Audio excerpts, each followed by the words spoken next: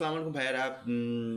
যারা আজকে আজকে একটা সমস্যা নিয়ে আলোচনা করবো, সেটা যার ছোট বাবুদের বিভিন্ন খোসপাসরা এবং চুলকানি, উম, ঘামাচির মতো গোটা গোটা হয়েছে শরীরে, স্কাবিস, এগুলো সমস্যায় ভুগতেছেন, তাদের জন্য এই নির্দেশনাটা বেস্ট কাজ করবে।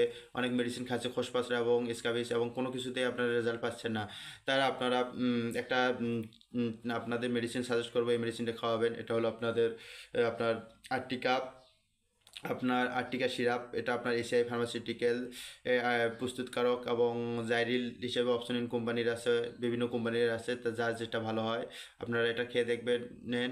আর এটার সঙ্গে পুরো শরীরে একটা মলম দিতে হয়, মলমটির নাম হচ্ছে পারমিথ্রিন। আপনার লোশন হিসেবেও পাওয়া যায়, ক্রিম হিসেবেও পাওয়া যায়। যাদের বাবুদের বেশি সমস্যা তারা লোশনটা ইউজ করবে, লরিস প্লাস লোশন। এটা অপশন ফার্মাসিউটিক্যাল প্রস্তুতকারক।